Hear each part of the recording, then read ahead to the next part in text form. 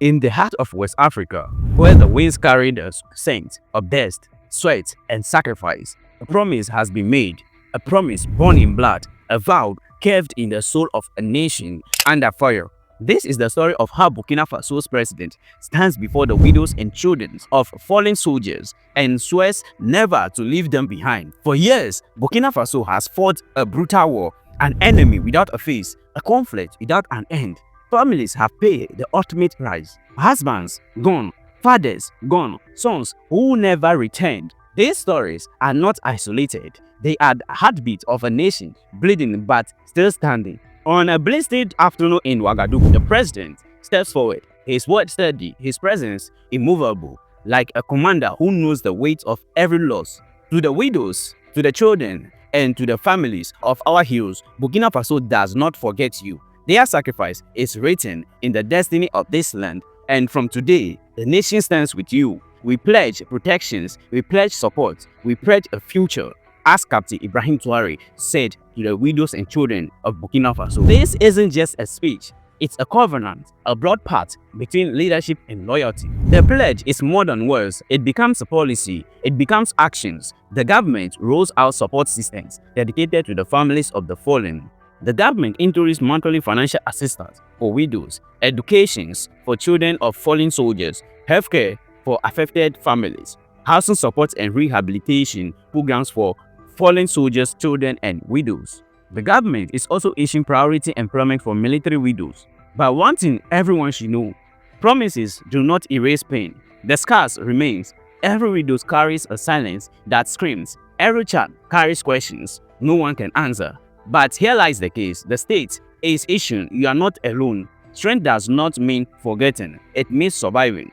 The president pledges may not heal every wound, but it gives these families a lifeline in seas of uncertainty. These children carry the future, sons and daughters of heroes, orphans of war, but not abandoned by their country.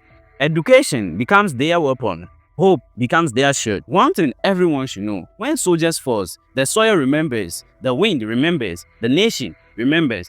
And now, earth leaders step forward, not with empty speeches, not with forgotten promises, but with actions that honors the blood spilled for the land. Burkina Faso stands at a crossroad of war and resilience. And today, the children and widows of fallen heroes stand taller because their sacrifice is recognized, their future protected, and their story carried forward. Captain Ibrahim Traore is now speaking to the children and widows of their fallen comrade. He is saying they are not alone. He is there for them. Now they now found a new family.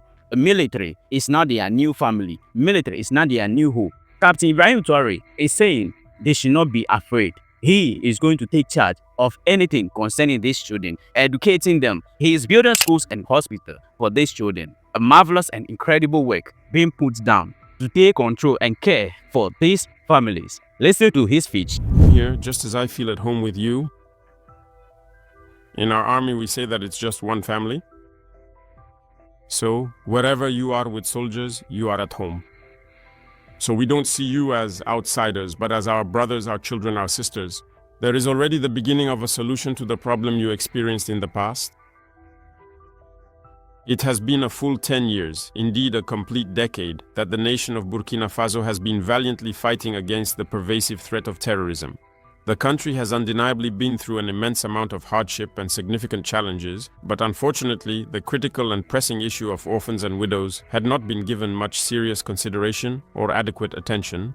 I think that since last year, specifically through the dedicated efforts of Savovic, we collectively decided to establish and create a structured organization that actively tries to meticulously register and document, to register, gradually and through platforms, all the nation's orphans and also the widows of this war. And I hope that by then we will be able to have an exact assessment of the situation. This is the 5th decree that has been enacted. It was not long ago. This means that there are documents that are approved in the Council of Ministers to grant you the status of national orphans. And that's what entitles you to the card you have there. So we are registering people gradually. And I believe that all the children who are currently living with disabilities or in difficulty, who have not yet been registered, will be registered and will receive their card and have access to all the services you mentioned earlier. You are the pillar of this nation, you children. And you must understand that the situation we are experiencing is not a normal one, if I may say so. But you, the orphans, you must understand even better than other children why Burkina Faso is in this situation. What are we doing to get ourselves out of it? And what must we do to ensure that this situation never happens again in the future? That is why, in addition to school, you will need to receive special training, because you are the witnesses of this situation. You are the witnesses today, and you will be the witnesses tomorrow. You are in the best position to tell other children what you are experiencing, because this situation happened in Burkina Faso.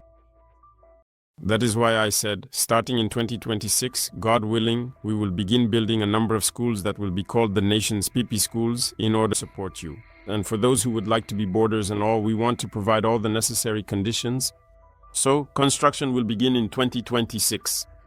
We don't know if the first buildings will be finished in 2026, together, along with other children, of course, but also to better explain the situation to you and how you should handle things so that this situation does not happen again in Burkina. Many have suffered when they lost their parents. Many continue to suffer. A related question is that people are not well received in foster families. Others are mistreated. That's why we are taking all the necessary measures to make sure you are comfortable, so that you can go to school for free, receive healthcare for free, and be able to travel for free. The first steps have already been taken, and I think that as we go along, we will spare no effort to ensure that you are in ideal conditions to be able to work and also to continue until you find a job, and that the state can support you in this regard. You should be the privileged witnesses of this situation. And this training can only be done once you have been gathered in a specific area, which will be the schools of the nation's future. So prepare yourselves for this. You will be in good conditions in these schools to better learn about what Burkina Faso is experiencing. Why is Burkina Faso being attacked? Who are those who have come to attack us to the point that we have lost our brothers who are your relatives and everything? And why did this situation happen? And what must we do so that tomorrow this situation never happens again, neither to your classmates nor to your children? Because you will grow up and you too will have children. But your children must grow up in very good conditions. They must not suffer, they must not experience the situation you are living through. And that is the fight. So each and every one of us, no matter how small we are, must imagine tomorrow, when I grow up, when I have children, I will do everything so that children are not in the same conditions as I was, that I experienced. So for that, you will have to fight, and you will have to better understand the situation, and it is you who will have to teach your other classmates who do not know the situation that you know. So this is a first measure that is planned, to build several schools across the country where you will be very well supported. So, coming back to access to healthcare, education, and other services, I think, as I said, that this is a beginning. We are already trying through the pupil card to give you access to healthcare, education, and many services. But it's not perfect, it's ongoing. Every time we have a list ready, we will continue to enroll people. And also for the various services, we will try to make sure that you have free access to all services. That is our goal.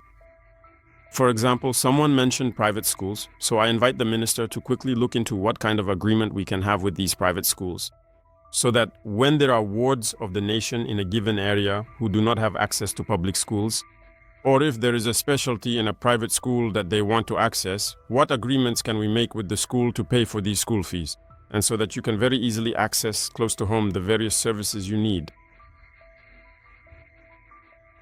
The various social services as well, we are working to increase the number of social services, especially in terms of healthcare. If you notice, we are currently building many health centers. This is to bring health centers closer to the general population. But in any case, before all of this happens, madam, the minister will also look into all possible agreements we can make with private social services, possibly those in your areas where you could have access. So I am waiting for a concrete proposal on what can be done when a ward of the nation shows up somewhere, and it is not a state-run service. Presenting their card, how they can access the service, and what the state can do with that structure. Regarding the possibility of meeting again, as for the first question, I would say it's always a pleasure, okay? You will always be welcome here and we will see each other again. This won't be the first or the last time, okay? So you are welcome here, and don't hesitate. If you have any concerns, pass them on through the parents and it will reach the ministry. We will see what we can do, and when the time comes, we will meet again like this. To exchange ideas, you will be welcome. We will always make time to receive you because you are heroes. You are the children of our heroes, and you are heroes of this nation. You are the true heroes because you carry deep inside you in silence the pain of a present that we are living through. And you must be the ones who guarantee with God's help the future of our homeland by explaining to others how it happened and what must be done to never fall into it again. So you will always be welcome, and we will see each other again, okay? So I assure you of this. For other means of transportation, it's the same thing, the various social services as well. Transportation is part of it. That's a very good question. It's true that Sotraco is free at the moment, but when the children want to travel, maybe from one city to another, private transportation. So, Madam, the Minister will look into it. What kind of agreements can we make with the different transport companies so that you can also take the bus for free? For the various social cases that may arise, it's true. We've seen situations where, after the death of a combatant, there are inheritance issues, there are questions of compensation that divide many families, there are people who are excluded from their families and so on. You are absolutely right. But we are starting a program through certain state structures, and we have also invited private partners to join us in urban development. So there will be a lot of social housing in particular. What you may have seen on TV, social housing that we will build a bit higher up, apartment-style systems. The state will get involved so that you are also taken into account in these apartments. So that when someone and their mother are not well received in a given family, the state can find an apartment and give it to them so they can live there. So God willing, starting in 2026, construction will gradually begin so that we can provide social housing. Also for our PPs, which you are. So all these issues can be resolved, and it's just a matter of timing.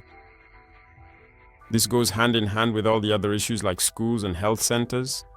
We will do everything to have health centers and schools nearby so that you can be properly educated in these facilities and also receive medical care. So I can confidently assure you that numerous comprehensive measures are actively being taken so that in the very near future, you will experience the utmost comfort and well-being possible. And I encourage you to keep working hard so you can set an example for other children. That's what I told you. So you, at your level, must also be instructors, right? You need to be able to share your experiences and explain to other children why you must work hard, stay disciplined, behave well, and listen to your teachers in order to become excellent instructors yourselves tomorrow. So I'm counting on you to be disciplined, and I can see that you are already very disciplined, as if you had a bit of military training before coming here. That's what was done. You were trained? Oh, really? Do you truly want to be actually trained? So we'll include military training in the future schools for the nation's little ones. You'll like that, won't you? Many people here want to be in the military. You will defend your homeland, and that's what matters. So it's a noble profession, and we will do everything to ensure that you have these values of integrity and patriotism wherever you are. So I can count on you, on your discipline, right? Work. Everyone works well, I hope. All right, I will check with your teachers. Next time you come, I will ask for everyone's report card. I hope everyone has at least the average grade. All right, so congratulations to all of you. Soon it will be the holidays, so keep working hard at school. Work hard, respect your elders, respect your parents, respect your instructors at school. They are your parents, they teach you, they educate you about everything you need to do, and you should respect everyone in everyday life. I can count on you because I say that you will be role models, and you must be role models. You must be exemplary Burkinabe citizens. And when we say Burkinabe, we mean a person of integrity. We do not lie, we do not steal, we do not cheat, we work, we are disciplined.